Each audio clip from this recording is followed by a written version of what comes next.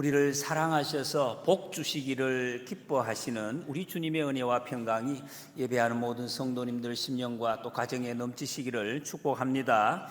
창세기 말씀을 우리가 읽어가고 있습니다. 오늘 본문 말씀은 특별히 우리에게 잘 알려져 있기도 하고 아주 인상적인 말씀을 읽을 수 있는 본문입니다. 창세기 11장 또 12장 요거를 창세기를 이렇게 구분할 때 구분되어지는 선입니다. 11장까지 창세기 여러 가지 천지 창조와 하나님께서 인간의 어떤 것을 기본적인 것을 창조하시고 이제는 본격적으로 우리 구원에 대해서 말씀하시고 우리에게 잘 알려지는 이 아브라함에 대한 이야기가 시작이 됩니다. 지난 시간에 말씀을 우리가 들었습니다만 아브라함은 유명한 사람입니다. 지금까지도 세계 인구의 거의 반 이상이 아브라함을 자기의 조상이라고 자랑하고 거의 숭상하다시피 하는 유명한 사람이 아브라함입니다. 그래서도 중요하지만 그보다 더 중요한 것은 이 아브라함의 이야기가 이스라엘 민족의 이야기로 이어지고 이 이스라엘 민족의 역사, 이 이야기가 신약시대에 와서 예수 그리스도 안에서 교회의 이야기로 이어지고 그리고 이것이 지금 오늘날 예수님을 믿고 있는 우리 개개인에게 이어지는 이야기이기 때문에 이 아브라함의 이야기가 이렇게 중요하다는 것입니다. 아브라함을 믿음의 조상 이렇게 우리는 부릅니다. 이 말씀이 로마서 4장에서 비롯된 말씀입니다. 율법에 속한 자에게 뿐만 아니라 아브라함의 믿음에 속한 자에게도 그러하니 아브라함은 우리 모든 사람의 조상이라 이렇게 말씀을 하셨습니다. 믿음의 조상이라는 말은 아브라함이부터 믿음이 시작되었다 이런 의미보다는 아브라함을 보면 믿음이 무엇인지, 믿음의 사람을 하나님이 어떻게 이끌어 가시는지, 믿음의 사람은 어떻게 살아가는지를 보여주는, 눈으로 볼 수 있게 하는 그 사람이 아브라함이다, 그런 뜻입니다. 그래서 아브라함이 위대하다 이런 의미가 아니에요. 넘어지든지 약하든지 하나님께서 이끌어 가시는 그 믿음의 사람의 모습을 이 아브라함을 통해서 볼 수 있다. 그러니까 아브라함을 보면 믿음이 보입니다. 아브라함을 보면 믿음의 삶을 어떻게 살아가야 할지를 알게 된다, 보인다는 것입니다. 근데 이 내용이 오늘 본문 말씀이 어마어마합니다. 엄청난 말씀, 이 세상에서 정말 볼 수 없는 그런 말씀을 우리에게 주고 있습니다. 여러분 오늘 이 말씀을 다 아는 것 같지만 잘 들으시고 마음에 잘 정리가 되시고 하나님이 약속하신 것이 여러분에게 주시는 약속으로 꼭 받아들여지시기를 축복합니다. 1절에 보면 여호와께서 아브라함에게 이르시되, 하나님이 말씀하셨다. 여러분 우리는 흔히 우리가 교회 나오는 분들을 보고 예수 믿는다, 내가 예수님 믿었다, 내가 교회 나왔다 뭐 이런 식의 표현을 하는데 사실상 성경적으로는 조금 맞지 않습니다. 내가 믿었다, 내가 왔다, 내가 한 것이 아니라 하나님께서 나를 불러주셨다, 내 마음속에 이런 마음을 생기게 하셨다, 하나님이 나를 믿게 하셨다. 이게 맞는 말씀입니다. 아브라함에게도 아브라함이 하나님을 믿은 것이 아니라 하나님께서 아브라함에게 말씀을 주십니다. 주체가 하나님이십니다. 아브라함이 어떻게 잘 보여가지고 그런 것이 아니라 하나님이 먼저 아브라함에게 찾아오셨다, 말씀하셨다. 지금 이것을 말씀하고 있습니다. 하나님이 어떤 분이십니까? 천지를 만드신 분입니다. 그걸 창세기 1장에서 11장까지 쭉 말씀하셨습니다. 천지의 창조주 이는 우리 감이 안 오잖아요. 여러분 대통령 조금 감이 오지요. 가만히 있는데 대통령이 우리 집에 찾아왔어. 어느 날 사진 찍고 난리 날 대대로 자랑을 할 겁니다. 하나님이 아브라함에게 찾아오셨습니다. 무명의 아브라함이 유명하지 않아요. 이 당시에도 정말 무명해. 지난 시간에 우리가 잠시 아브라함의 배경에 대해서 좀 말씀을 드렸습니다. 아브라함은 자기 인생에 자랑거리가 없어요. 내세울 것이 없습니다. 부끄러운 것만 있습니다. 이 사람들이 막 놀리고 조롱하고 멸시받고 그런 삶을 살아왔습니다. 정말로 이름대로 못 사는, 어떻게 보면 인생의 실패자예요. 실패자. 야, 저 사람 저 어떻게 이름이 저런데 저 모양으로 사냐. 사람들이 전부 그렇게 손가락질을 하기도 하고 수근수근대는 그런 사람이었습니다. 그래서 도망가고 싶었습니다. 좀 어디론가 멀리, 이 동네 살기가 싫어요. 모든 사람들이 이렇게 보니까 이 동네가 싫은 사람, 이 바로 아브라함이었습니다. 그런데 하나님이 이런 사람, 이런 아브라함을 찾아오셨어요. 왜 찾아오셨어요? 왜 하필 그런 사람을 찾아오실까요? 좀 능력 있고 쓸만하고 이거 어디 갔다 놔도 이 사람 봐라, 이거 내 자녀다, 이렇게 내 수하에 있는 사람이다 이러면 내가 빛날 텐데 하나님 왜 이런 사람을 찾아오셨는가? 하나님은 그런 사람 부르셨습니다. 하나님은 이런 사람을 찾아오시는 하나님이신 것을 여러분 믿으시기 바랍니다. 하나님은 잘나고 똑똑하고 괜찮은 사람 찾아가시지 않습니다. 그래서 우리는 지금 예수님 믿고 지금 하나님을 아버지라고 부르잖아요. 여러분 교회 나오시든지 오늘도 등록하신 분 계시는데 우리 교회 나와서 하나님의 자녀로 살아가는 사람은 내가 좀 이렇게 괜찮게 보이려고 그렇게 애쓸 필요 없는 사람들은 그런 삶을 살지 않습니다. 내가 좀 가졌다고 내가 똑똑하다고 그렇게 보이며 사는 사람이 아니면 그럴 필요가 없는 사람입니다. 다른 사람에게 대해서도 저 사람 괜찮은 거 있나 그거 찾는 사람이 아닙니다. 그렇게 사는 사람이 믿음의 사람이 아니라 하는 것을 제일 먼저 보여주고 있습니다. 하나님이 원하시는 것이 아닙니다. 하나님은 갖춘 사람, 잘난 사람에게 찾아오시죠. 예수님께 똑같습니다. 하나님의 아들 예수님 소외되고 멸시받고 전시받는 사람들이 가장 낮은 곳에 그런 사람에게 찾아오신 분이 예수님이십니다. 우리는 그 예수님을 믿습니다. 그 하나님이 내 아버지십니다. 그래서 이것을 알고 깨달은 사도 바울이 이런 고백을 합니다. 고린도후서 12장에서 나의 여러 약한 것들에 대하여 자랑하리니 이는 그리스도의 능력이 내게 머물게 하려 함이라. 내가 자랑할 게 있는데 약한 것을 나는 이것도 안 되고 저것도 못하고 말도 서툴고 영 형편없어요. 허리도 삐뚤어지고 이걸 자랑하고 있어요. 왜?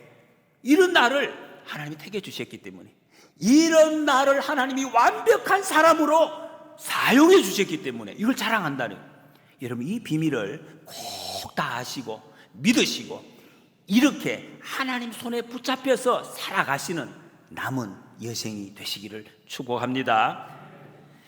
여러분 이 말씀은 다시 정리를 하면은 하나님은 예수님 믿고 하나님을 아버지라고 부르는 사람 우리를 내 부족한 모습을 자랑스럽게 여기신다는 거예요.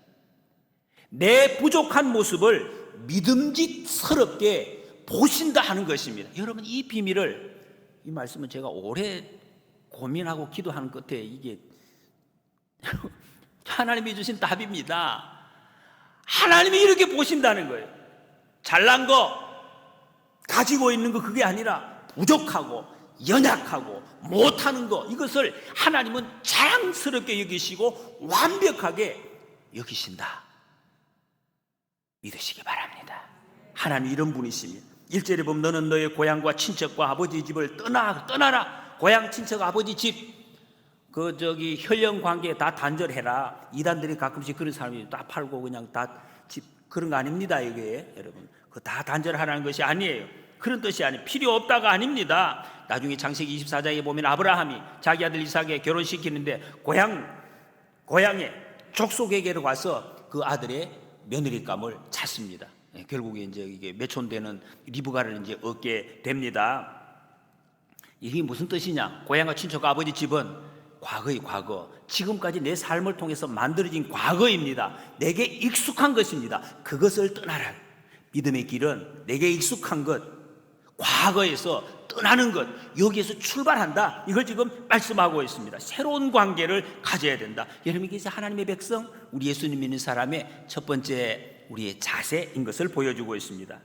이 다하라 요네코라는 일본 분입니다. 지금도 생존해 계시는데 선교사예요. 지금은 선교사이신데 책 제목이 산다는 것이 황홀하다 하는 책이 있습니다. 누구에게 이제 선물을 받았는데 이제 간증집이에요. 여기 보니까 이분은 고등학교 때 자살을 시도했습니다. 했는데 이제 죽지는 않았죠. 그래서 살아 있는데 철도에 이제 이렇게 뛰어들게 됐어요. 그렇게 드는 바람에 두 다리가 잘려 나가고 왼쪽 팔이 없어지고 오른쪽 팔만 오른쪽 팔 중에서도 이 손가락이 3개 손가락만 남아 있는 이런 이제 사람이었습니다. 왜 그랬는가? 원아비 중에 막내로 태어났는데 어머니의 사랑을 굉장히 이렇게 깊이 받았는데 그 관계가 어머니가 일찍 돌아가심으로 인해서 이 정신적인 혼란을 했어요. 공허하고 그리고 막 낙심하고 이래가지고 이제 한참 반탕을 하다가 자기 그 표현으로 뭔가 이 모르는 힘에 끌려서 그래서 아까 여러분 자살방지위원회 여러분 돕는 사람이 굉장히 중요합니다. 뭔가 막 모르는 힘에 끌려가지고 그냥 기차에다가 뛰어들었다 이렇게 표현을 하고 있습니다. 근데 이제 막 자기도 모르게 자기는 원치 않았는데 살아났어요. 병원에 있었어. 병원에. 여러분, 이게 사람이 다리가 잘려나가도 머리는 있다고 생각이 된다는, 자기 있는 줄 알았는데 눈을 떠서 보니까 이제 없더라니. 그런데 더 좌절이 되는 거예요. 자기가 이렇게 살아있다는 거예요. 이게 이렇게 살아가 뭐 하겠어요. 다 없는데 이게 3개만 남았는데 이거 가지고 어떻게 살겠냐 말. 그런 생각이 들었대. 내가 이거 가지고 이렇게 없는데 어떻게 사느냐. 더 내가 죽어야 되겠다. 그 생각이 더 강하게 왔다는 거예요. 그래서 병원에 있으면서 병상에서 약을 모았다는 거예요. 죽으려고. 그때 이분이 미국인 선교사 맥클로이라는 선교사님을 만납니다. 예수님이 당신을 위해 죽으셨습니다. 예수님이 당신을 구원해 주십니다. 이런 복음의 말씀을 들었다는 거예요. 택도 없는 소리예요. 그런 말이 어딨나 세상에. 예? 원래 이분은 기독교를 갖다 싫어했던 사람, 예수쟁이들 교회 다니기 굉장히 보기 싫었던 사람인데 이 선교사 와서 이상한 말을 하니까 말도 안 되는 소리를 하는구나 이렇게 막 굉장히 거부를 했다고 합니다. 근데 자기가 너무 고통스럽죠. 육체가 고통스러우니까 마음도 고통스러운 거예요. 그러던 중에 이런 생각이 들었다고 합니다. 내가 안 믿지만은 죽더라도 진짜 구원해 주는지 시도나 한번 해보자. 이런 마음이 여러분 들 때가 죽대. 그래서 너무 고통스러운데 이렇게 부르짖었다고. 하나님, 나를 구원해 주세요. 여러분은 뭐 이게 다 해당되는 거 아니에요. 너무 믿음이 없이 이러니까 이제 이런 말을 하는 거죠. 하나님, 나를 구원해 주세요. 막 부르짖었다. 거짓말이면 나 이대로 죽습니다. 이렇게 부르짖었다고 합니다. 그런데 조금 이상한 일이 일어났다고 합니다. 다리가 쑥쑥 자라난 것이 아니라 자기 마음속에 이런 생각이 들었다는 거예요. 이거 보니까 야, 오른팔이 남아있네. 다리가 2개가 잘려나오고 팔이 없는데 늘 없다, 안 된다 이 생각은 들었는데 이 팔이 하나 남아있네. 이 생각이 남아있네. 팔이 하나 남아있고 손가락이 3개가 남아있네. 남아있다는 생각이 자기 머릿속에 확 들어왔다는 거예요. 근데 이 손가락 3개만 가지고도 무엇든지 다 집을 수 있겠네. 이런 생각이 들었다는 거예요. 이 생각 나중에 이분의 고백인데 하나님께서 내게 주신 마음이다. 이런 고백을 하더라고요. 그리고 그 생각이 들면서 선교사가 옆에 놓고 간 성경책을 이게 펼쳐봤다니, 그때까지는 뭐 보지도 않게 성경책을 펼쳤는데 그 구절이 고린도후서 5장 17절 말씀, 우리 많은 분들이 알고 있는 말씀입니다. 같이 한번 읽어보시겠습니다. 시작. 그런즉 누구든지 그리스도 안에 있으면 새로운 피조물이라. 이전 것은 지나갔으니 보라 새 것이 되었도다. 아멘. 우리 너무 잘 알아서 별 감동이 없으시죠? 이분이 처음 보는 성경 말씀을. 근데 마음에 이런 생각이 들었다는 거예요. 내가 새 것이 되었구나. 새 것이. 마음이 달라지니까 어제의 나가 오늘의 내가 아니다는 것이 깨달아졌다는 거예요. 이게 무슨 말씀인지 여러분 좀 마음에 와 닿으십니까? 그리고 하나님이 믿어졌다는 것이. 하나님이 계시는 것 같다. 그때부터 이 마음이 180도로 바뀌어졌다는 것입니다. 자기의 손, 남아있는 3개 손가락을 보면서 이게 기쁨이 넘쳐서 눈물이 쏟아졌다. 이렇게 표현을 하고 있습니다. 남아있다는 거예요. 이 남아있는 것 때문에 너무 기뻐서 눈물이. 근데 이분은 지금도 의족을 하고 있고 이 의수를 하고 있는데 다른 사람이 옆에서 보면 깜짝 놀란다는 거예요. 너무 사람이 자신감이 넘치고 황홀하게 살고 있어서 무엇이 저렇게 저 사람이 속에 있나 이게 궁금해할 정도로 그렇게 지금 살아간다고 합니다. 그 산다는 것이 이렇게 황홀하구나. 제가 마음의 생각이 되어졌다는 것입니다. 여러분, 하나님은 우리가 어떤 모습, 어떤 상황 가운데서도 하나님이 나를 쓰시기에 부족함이 전혀 없다 한 말씀입니다. 전혀 부족함이 없다는. 과거의 삶이 어떤 삶입니까, 여러분? 내 중심으로 생각하고 내 중심으로 판단하는 그 삶이 과거의 삶입니다. 하나님은 그것을 버리고 떠나라 말씀하십니다. 신앙은 내 중심을 하나님 중심의 삶으로 바꾸는 것이 우리 주보에 늘 적혀 있는 게 있습니다. 하나님 중심. 내가 하나님을 바라보고 내가 하나님을 판단하고 내가 이러면 모든 것이 이제 불평이죠. 불면. 이 교회는 왜 이러나 왜 이렇게 됐나 전부 불평이래. 그런데 여러분, 하나님 중심이 되면은 모든 것이 황홀하다, 감사하다 하는 것입니다. 다시 보면 내가 이제 그 다음 단계입니다. 그냥 떠나고 포기하는 데서 끝이 아닙니다. 이게 시작이고 그 다음 내가 네게 보여줄 땅으로 가라 그랬습니다. 내가 보여줄 것이다. 미래입니다. 한 번 전에 한 번 이렇게 비슷한 거 보여줬지, 아니면 오늘 여기 봐 이런 게 있지, 이런 게 아니라 한 번도 본 적도 없고 지금도 안 보이는, 가면 보여주는 그것으로 가라 말씀하십니다. 이것이 믿음. 가면 보여주겠다, 가면 보여주겠다 하는 말씀입니다. 여러분, 내가 만약에 경험을 했고 한번 본 것이면은 뭔 믿음이 필요하겠습니까? 그때는 이제 계산만 남아있는 거예요. 아, 이거 봤으니까 내가 이게 흰색을 좋아하니까 가면, 내게 덕이 되면 가고, 내게 손해되면 안 하면 되는 것이요. 하나님과 거래하는 거죠. 하나님은 우리와 거래를 원하지 않습니다. 믿음을 원하십니다. 믿음을. 그 믿음으로 가라고 하십니다.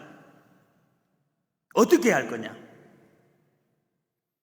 하나님 우리에게 그래서 항상 약속만 주시는, 약속. 그래야 믿음이 필요하니까 약속만 주시는, 눈에 보이는 게 없어요. 약속만 하신, 그러나 분명한 약속. 아까 장로님 기도하신 것처럼 하나님은 약속하신 것을 100% 반드시 이루시는 분이기 때문에 그 약속만 주시는 거예요. 여러분, 현금 좋아하시죠? 현금을 가지고 가면 뭐가 필요하면 다른 거 필요 없어요. 현금 받고 거기에 맞는 물건 주면 끝이에요. 저 사람이 도둑놈인지 강도인지 뭐 착한 사람인지 아무런 필요가 없습니다. 돈 받고 주면 끝인 거예요. 그런데 약속 어음을 갖고 온 사람 어떻게 합니까? 이제 그 사람이 중요해. 이 사람이 어떤 사람, 이게 믿을 만한 그 사람인지, 이게 중요한 거예요. 믿을만 해야 받을 수 있으니까. 못 믿으면 못 주는 거예요. 하나님은 약속을 주시는 분입니다. 그 약속은 믿음으로만 받을 수가 있는 것이다, 그런 말씀입니다. 여러분, 하나님과의 우리의 관계는 거래 관계 아닙니다. 하나님 이거 주시면 내가 이거 하겠고, 그런 관계 아닙니다. 하나님 그거 좋아하시지 않습니다. 원하시지 않습니다. 믿음의 관계. 그래서 하나님이 우리에게 주시는 것이 약속입니다. 약속을 주시는, 이거 믿고 믿음으로 쫙 가도록 약속을 주시. 6가지 약속, 그게 복입니다. 복. 오늘 본문에 나오는 6가지 복을 믿음의 길에서 여기 지금 주십니다. 2절에 계속 보면 내가 너로 큰 민족을 이루게 하겠다. 큰 민족. 여러분, 아브라함 당시에도 이미 그 민족과 나라들이 있었습니다. 큰 애굽이 있었고, 뭐 헷 족속도 있었고, 가나안 족속들이 있습니다. 그런데 아브라함이 민족을 이루게 하겠다. 지금 아브라함이 어떤 상태인지 지난 주 말씀을 들으신 분은 지난번에 아시죠? 아브라함이 지금 아들 한 명도 없습니다. 한 명도 없어요. 자기 아내는 무림입니다. 이 말이 됩니까? 아이고, 아무리 하나님이라도 이게 너무 좀 하지 않습니까? 허황된 말씀이에요. 허황된. 아니 뭐 그냥 집안 몇 명 이거 해도 이상한데 민족을 이루겠다, 이게 지금 말이 되는 말이냐. 근데 하나님이 이거를 약속해 주셨어요. 민족을 이루게 하시겠다고. 그리고 내게 복을 주겠다. 복을 주겠다. 여러분, 복하면 무슨 생각이 드십니까? 내게 복이란 돈이 그냥 대박으로 벌려가지고 그냥 막 더 이상 내가 일 안 해도 막 누워있으면 계속 막 잔고가 쌓이는, 그게 복이라고 생각해요. 아니면 내가 몸이 아프면 몸이 그냥 막 뛰어도 힘이 줄지 않는 어떤 건강, 뭐 이런 게 복이라고 생각하시면, 아니면 어떤 관계, 뭐가 복입니까? 이 성경의 복의 개념이 좀 다릅니다. 창세기 5장 2절에 보면 하나님께서 남자와 여자를 창조하셨고, 그들이 창조되던 날에 하나님이 그들에게 복을 주시고 복을 주시면서 그들의 이름을 사람이라 일컬었더라 말씀하고 있습니다. 하나님이 주신 복이 사람이 사람 되도록 하는, 이게 하나님의 복이라는 것입니다. 이보다 더 큰 복이 어디 있겠습니까? 사람이 사람다운 거. 사람이 사람다우면 여러분 정말 멋진 아버지, 멋진 어머니, 멋진 자식 됩니다. 거꾸로 하면 그거 안 된다는 거예요. 아무리 돈 많아도. 사람이 사람다우면 멋진 선생님이 되고, 멋진 직원이 되고, 멋진 지도자가 되는 것입니다. 이게 돼져야 돼. 그러면 거기에서 저절로 따라오는 것이 물질이 될 수도 있고, 명예가 될 수가 있고, 더 풍성한 열매가 맺어진다는 것입니다. 그리고 이거 복을 주어 준다는 이 말이 히브리어에 보면 미완료 시절이 되어 있습니다. 우리나라에는 이런 시제는 없어요. 미완료라는 것은 끝이 나지 않는 시대다. 계속해서 한번 내가 복 줄게, 복 받았지 하고 주사 복 한 대 딱 놔주고 이렇게 가라, 이게 아니에요. 계속해서 지속적으로 복을 하나님께서 공급해 주시겠다, 그런 약속을 하셨습니다. 그리고 내 이름을 창대하게 하겠다 그랬습니다. 여러분, 이름이 창대하게 막 유명해지는 거, 이게 두 가지예요. 나쁠 수도 있고 좋을 수도 있어요. 악명 높은 사람들이 있잖아요. 우리 역사에도 여러분 계속 본디오 빌라도라든지 우리 뭐 역사에 이완용이, 히틀러 이런 사람들은 정말 불릴수록 안 좋은 거죠. 참 안 좋은 거. 이런 이름. 그런데 좋은 의미로 유명한 사람, 우리 이순신 부를 때마다 사람들에게 힘을 주고 용기를 주고 세상을 살리는 이런 사람들, 주기철 목사님, 안중근 뭐 이런 이름, 이렇게 이름을 유명하게 해주겠다. 여러분, 그런데요, 세상에 사실 여러분 여러 가지 복이 있지만 이보다 더 큰 복이 어디 있겠습니까? 우리 곧 죽잖아요, 여러분. 오늘 결혼하신 분 곧 아니고 한참 좀 사셔야 되는데, 저는 뭐 곧 이제 죽을 날이 얼마 안 남았어요. 저도 곧 죽는데, 여러분, 우리 인생이 끝나고 가장 큰 복이 뭐겠습니까? 이보다 더 큰 복, 이름이 길이 이름이 마음대로 됩니까? 내가 돌에다가 새긴다 그게 이름이 뭐 유명, 안 그런 건 아니거든요. 하나님 그렇게 해주시겠다. 그리고 너는 복이 될지라. 그래, 복. 이 말을 쉽게 말하면 뭐니 이제 이렇게 번역을 많이 하시더라고요. 해석을. 복덩어리. 내가 복이 된다는 말. 여러분, 이렇게 정말 생각하시는 분 계십니까? 이 복덩어리다. 하나님의 자녀가 되는 복입니다. 하나님의 자녀. 요한복음 1장 12절에 영접하는 자 곧 그 이름을 믿는 자들에게는 하나님의 자녀가 되는 권세를 주셨으니, 이보다 더 큰 복이 없습니다. 복을 구하는 것이요. 내가 복덩어리인데 어디 가서 복을 구합니까? 우리는 더 이상 복을 구하는 사람이 아니라는 것입니다. 하나님, 이제는 나는 나누어주는 사람. 복 받으세요. 자, 복 드립니다. 이렇게 사는 사람이 되게, 복 주는 사람. 이게 저 사람 복 받았는데 나 왜 복 안 주지요? 복 주세요. 또 한 덩어리 더 주세요. 그런 삶이 아니라는 것이죠. 막 나누어주는 사람. 어쨌든지 왜? 하나님께서 복을 우리에게 채워주시기 때문에. 믿어지십니까? 조금 몇 분만 아멘 하십니다. 이게 실감이 잘 안 나죠. 나 지금 돈 없어요. 지금 허리가 아파요. 그럼 내가 어떻게 복을 나눠요? 그거 아니에요, 여러분. 하나님이 약속하셨습니다.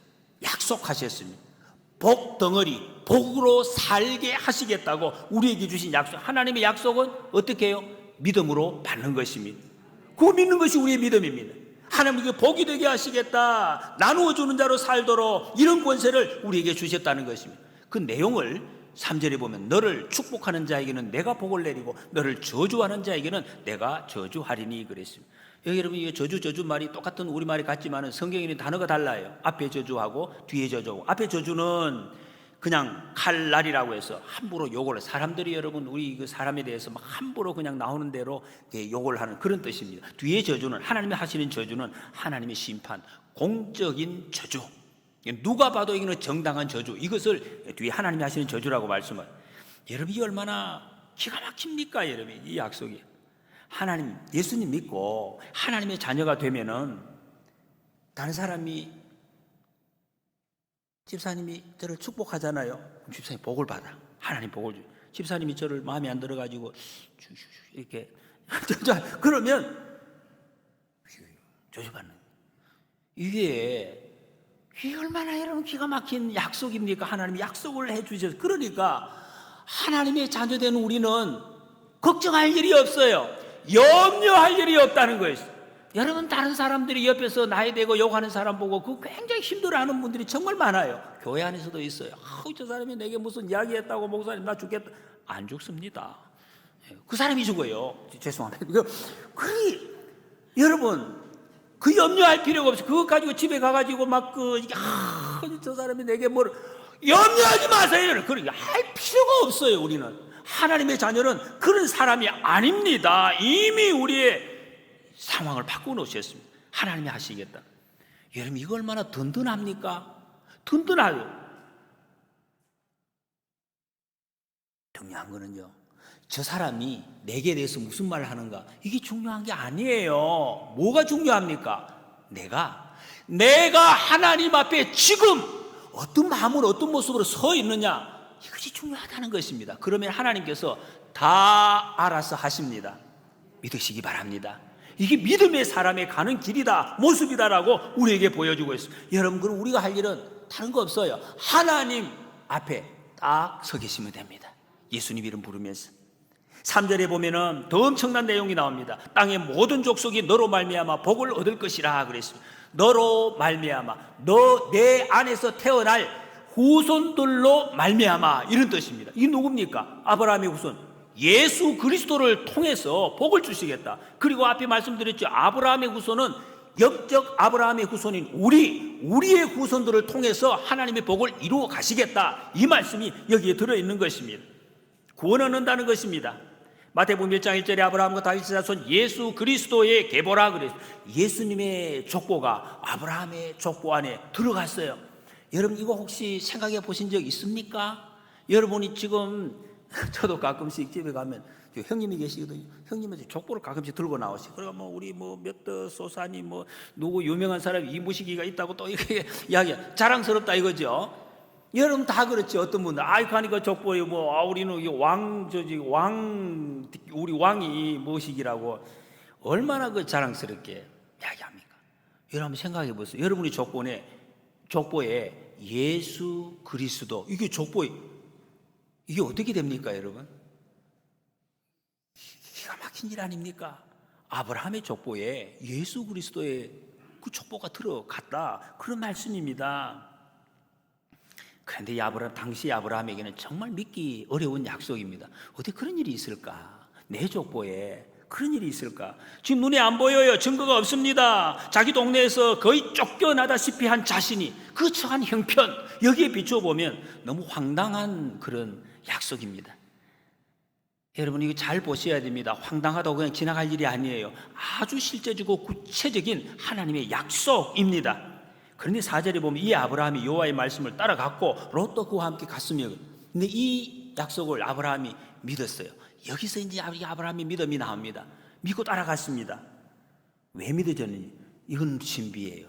우리에게 지금 우리가 예수님 믿는 것처럼 아까 그 뭡니까? 요네코가 하나님 말씀 믿어진 것처럼 이게 하나님이 믿어지게 하신 은혜입니다. 아브라함이 하나님의 말씀을 받았습니다. 말씀을 받았다는 말은 경험을 했다는 거예요. 말씀이 경험이 되어지니까 말씀을 따라갔습니다. 근데 롯도 아브라함과 함께 갔다 그랬습니다. 이 두 사람이요, 간단한 것 같지만 엄청난 차이가 있습니다. 하나님의 말씀을 직접 받고 그걸 경험한 아브라함은 말씀을 따라서 끝까지 갑니다. 그래서 믿음의 조상이 되고 축복의 통로로 살게 됩니다. 그런데 롯은 말씀 따라간 것이 아니라 그 들은 사람을 따라갔어요. 눈에 보이는 사람. 그때는 결국 어떻게 됩니까, 여러분? 롯은 나중에 계속해서 눈에 보이는 걸 따라갑니다. 풀밭을 따라가고 화려한 것을 따라가다가 망했습니다. 눈에 보이는 사람 따라가면 반드시 망합니다. 말씀을 따라간다. 여호와의 말씀을 따라가는. 여러분 이게 지금 아브라함이 말씀을 받으니까 따라간 것은 새로운 피조물이 된 거예요. 새로운 피조물이 되었다는 것은 이전에 자식도 없고 이름대로 살지도 못하는 자기의 비참한 인생으로 느껴졌는데 말씀을 받고 보니까 생각이 완전히 달라졌다. 그런 말, 새로운 피조물이 돼요. 그게 무슨 말입니까? 내게 있는 자기가 지금까지 생각했던 불가한 이 모든 것이 새롭게 되었다. 모든 것이 새 제품 가능성으로, 불가능이 가능성으로 보여졌다 하는 것입니다. 다른 말로 하면 우리 찬송가 가사에 내 모습 이대로 하나님은 새로운 것으로 사용하신다 하는 것이 깨달아졌다는 것입니다. 여러분 이 말씀을 잘 기억하시기 바랍니다. 지금 모습, 내 모습 이대로, 여러분의 모습 이대로를 하나님은 완벽하게 새 존재로 사용하시는 줄 믿으시기 바랍니다. 그분이 우리 하나님이시라는 그걸 알게 되었다는 거예요. 그래서 여호와의 말씀을 따라갔습니다.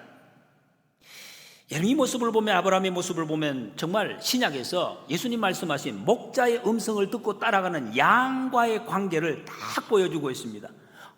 아브라함이 하나님의 말씀을 듣고 따라갔잖아요. 요한복음 10장 23절에 내 양은 내 음성을 들으며 나는 그들을 알며 그들은 나를 따르느니라. 여러분 우리는 양이 되어서 목자 되신 하나님의 말씀을 따라가시기 바랍니다. 복된 길입니다. 4절에 보면 아브라함이 하란을 떠날 때 75세였더라 그랬습니다. 우리가 얼핏 75세는 지금 은퇴 후에 이제 마지막 이런 나이로 여겨지는데 아브라함이 175세까지 삽니다. 이렇게 보면 100세 기준으로 보면 한 40대 초반 정도 됩니다. 어디 보면 인생의 가장 전성기, 굉장히 황금 같은 그런 시기에 모든 것을 버리고 하나님을 향해서 따라갔다. 그런 의미가 있습니다. 따라갔습니다. 여러분 인생의 성패를 여기서 알 수 있고, 인생의 성패 어디에서 인생의 성패가 좌우하느냐, 몇 살에 언제 부름받았느냐, 이게 중요한 게 아니에요. 하나님의 말씀을 따라갔느냐, 그렇지 않느냐, 이것으로 우리 인생의 성패가 완전히 갈린다. 하는 것을 이게 보여주고 있습니다. 여러분, 하나님의 말씀을 여러분 마음속 깊이 새겨지시기를 축복합니다. 5절에 보면 아브라함이 그의 아내 사레 조카 롯과 하란에서 모은 모든 소유와 얻은 사람들을 이끌고 가나안 땅으로 가려고 떠나서 마침내 가나안 땅에 들어갔더라. 마침내라는 말은 쭉 모든 경험을 다 하고 그 마침내 들어갔다. 사실 하란에서 가나안까지는 한 700km 정도 됩니다. 여러분, 요즘에 차 타고 쌩가지만 옛날에는 그렇게 못 가잖아요. 그 짐승들도 이끌고. 제가 대충 계산해 봐도 열심히 가도 최소한 한 달입니다. 그냥 몇 달 걸렸을 것입니다. 근데 그 안에 어떤 일이 있었겠습니까? 너무 힘들이. 여러분, 가다 피곤하면 어떡합니까? 제가 늘 산 이야기하는 산에 가다가 너무 땀나고 막 가슴이 막 답답하면 이렇게 돌아갈까? 여러분, 어떤 사람 그런 사람 있잖아요. 그것도 같이 등산하다 그런 제가 경험을 한 적이 있어요. 아유, 못 가겠다. 언제 가라고? 다시 내려가자고. 제가 보면 내려가는 길이 훨씬 먼데 다시 돌아가자고. 이렇게 왜? 너무 힘드니까. 아브라함이 그런 경험이 없었겠습니까? 힘든 일, 무서움. 근데 갔어요. 왜? 믿음으로 가요. 믿음으로. 히브리서 11장 8절에 믿음으로 아브라함은 부르심을 받았을 때 순종하여 장래 유업을 받을 땅으로 나아갈새 갈 바를 알지 못하고 나갔으며 어디로 가는지 몰랐으며 근데 믿음으로 갔다. 하나님의 약속을 붙들었다. 여러분, 하나님의 약속을 꼭 붙드시기 바랍니다. 우리의 삶도 똑같습니다. 눈앞에 안 보여도 약속이, 하나님의 약속은 반드시 이루어진다. 장로님 고백하셨잖아요. 여러분도 고백하시잖아요. 저도 고백합니다. 하나님의 약속은 반드시 이루어져요. 내 눈에 아무 증거 아니 배워도 뭡니까? 주님의 약속 믿고 말씀만 믿고 믿음 위에 서서 눈과 귀에 아무 증거 아니 배워도 우리는 약속을 믿고 달려가는 사람들입니다. 여러분, 예수님 믿고 믿음으로 가는 사람은 미래에 대해서 궁금해하지 않습니다. 내일 무슨 일이 날까 자꾸 점쟁이 찾아가지 마시기 바랍니다. 쪽집게 거짓말 모릅니다. 여러분, 우리가 가는 곳에 하나님이 인도하십니다. 장래를 궁금해하실 이유가 없다는 것이 주님이 인도하시니까 왜 내가 궁금해야 됩니까? 하나님이 인도하시는데 이걸 알면은 여러분, 다윗처럼 여호와는 나의 목자가 되시니 내게 부족함이 없으리로다, 이런 고백을 하게 되는 거예요. 하나님이 인도하시니까. 이렇게 되면 여러분 인생의 시간에 여유가 있습니다. 안 되면 어떡할까? 그런 생각이 별 필요가 없어요. 왜? 하나님이 인도하시니까. 아이고, 뭐 목사님 마음 편하시네요. 편합니다. 하나님이 인도하시니까. 아니, 바빠서 못 살. 아니, 바쁘면 바쁜 대로 하나님이 인도하십니다. 뭘 못 살리, 뭐 삽니다. 잘 삽니다. 그렇게 하지 않습니다. 왜? 우리가 늘 고백하잖아요. 로마서 8장 28절 하나님을 사랑하는 자 곧 그 뜻대로 부르심을 입은 사람들이 모든 것이 합력하여 선을 이루는, 하나님이 구원을 이루어 가십니다. 우리는 그 말씀을 믿습니다. 여러분, 하나님을 사랑하며 예수님을 사랑하면서 가면 하나님이 부족함 없이 좋은 것으로 반드시 채워주시는 것을 믿으시기 바랍니다. 이 믿음의 길입니다. 아브라함이 가나안 땅에 갔더니 세겜에 이르렀다 그랬습니다. 그때 7절에 여호와께서 아브라함에게 나타나서 다시 말씀하신 내가 이 땅을 내 자손에게 주리라, 이렇게 말씀을 하십니다. 아브라함이 거기서 제단을 쌓았습니다. 여러분, 여기에 보시면 아브라함이 죄송합니다. 하나님이 아브라함에게 나타나서 이렇게 말씀하십니다. 이 땅을 내 자손에게 주겠다. 내게 줄게. 여기까지 왔으니까 수고했어. 이렇게 말씀하지 않고 내 자손에게. 여러분, 이 말씀을 여러분에게 하시면 어떤 마음이 들겠습니까? 하나님, 이게 여기까지 이렇게 왔는데 이게 뭐 내게 주셔야지. 왜 또 내게는 안 주시고 내 자손에게 살살 하나님이 나를 뭐 좀 이렇게 시험하시나 속이시나, 그런 말씀입니다. 여러분, 이 욕심이, 하나님, 사람의 욕심이 끝이 없어요. 꼭 내게만 주세요. 내 배우자도 아니에요. 내 자식도 아니에요. 내게만 주어야 이게 복이라고 생각하는 사람들이 가끔씩 있어요. 하나님은 그렇게 하시지 않습니다. 네 자손에게 주리라. 하나님의 약속입니다. 여러분, 하나님의 약속이 이렇습니다. 내 생애에 여러분, 저와 여러분들이 살아있을 때 우리의 기도가 다 이루어지지 않을 수도 있어요. 좀 섭섭한 말씀 같지요. 그러나 반드시 우리 자손에게 반드시 이루어지는 줄 믿습니다. 우리의 기도는 반드시 이루어져요. 그렇기 때문에 여러분이 눈을 감으실 때까지 만약에 그 기도가 안 이루어져도 평안하게 돌아가시기 바랍니다. 천국으로. 괜찮습니다. 하나님이 내 자손에게 반드시 이루어 주십니다. 하나님 주신다. 그래서 여러분, 이렇게 보면 여러분 기도 제목에 대해서 기도는 간절히 해야 되지만 지금 눈앞에 이루어지지 않는다고 초조해할 필요 없습니다. 걱정하지 마시기 바랍니다. 반드시 하나님께서는 복을 주십니다. 자손을 통해서 복을 주십니다. 이 아브라함이 감사하며 예배를 드립니다. 8절에 보니까 거기서 베델 동쪽 산으로 옮겨 장막을 치고 9절에서는 점점 남방으로 옮겨갔더라 그랬습니다. 아브라함이 계속 옮겨가는 거예요. 무엇을 뜻합니까? 한 곳에 정착을 못했다는 것은 편하지가 않았다는 거죠. 사람들이 자꾸 공격을 하고 밀어냈다는 것을 말하고 산에 거했다 이 말은 여러분 성경의 구약 성경에 좋은 땅은 골짜기라고 표현합니다. 성경 한번 보십시오. 성경 볼 때 골짜기는 우리처럼 여기 좁은 골짜기가 아니에요. 산과 산 사이에 있는 넓은 평지를 골짜기라고 표현하고 산에는 사람이 살지 않은 곳입니다. 그곳에 장막을 친 거예요. 사람들에게 밀려난 거죠. 거기 그러다가 남방으로 옮겨가 네게브라는 남방. 지금도 여러분 이스라엘의 지도 보면 네게브라는 땅이 있어 남방. 거기는 사람 안 삽니다. 지금도 광야예요. 사람이 살지 않은 곳으로 쫓겨났다 이런 의미입니다. 하나님이 약속하신 가나안 땅으로 아브라함이 믿음으로 왔는데 그럼 도착했잖아요. 성공했잖아요. 그럼 하나님이 거기서 모든 것이 형통하게 부어주셔야 되는데 쫓겨다니네. 여러분은 어떤 마음이 들겠습니까? 근데 아브라함은 여기 성경에 아무런 표현, 불평, 원망 한마디도 없습니다. 쫓겨나면 계속 가는 거예요. 믿음으로 끝까지 갔다는 것입니다. 하나님이 왜 이렇게 하실까요? 왜 이렇게 하십니까? 아브라함은 불평이 없는 것은 말씀을 받았기 때문입니다. 말씀을 받은 사람은 여러분 마지막 부분에 가서도 눈에 보이지 않는다고 원망하지 않습니다. 이 말씀을 받지 못하면 언제 어디서나 이 원망이 됩니다. 왜 이 설교가 길어? 왜 이 교회 막 이런 마음이 계속 드는 거예요. 근데 말씀을 받은 사람은 아무런 말이 없습니다. 가기만 하면 복을 주시겠다고 하나님이 약속하셨기 때문에 하나님 왜 이렇게 아브라함이 다 왔는데도 거기서 풍성한 걸 보여주지 않습니까? 더 큰 복이 있기 때문에. 뭐가 더 큰 복입니까? 하나님이 원하시는 우리에게 주시고 하시는 복은 하나님 의지하는 복, 하나님 의지하는, 하나님만 의지할 수 있도록 아브라함을 몰아가시는 것을 봅니다. 오직 믿음 덩어리가 되도록 하나님께서 이렇게 인도하신, 그래서 결국에는 됐잖아요. 믿음의 조상, 축복의 통로 아브라함이 그렇게 된 것입니다.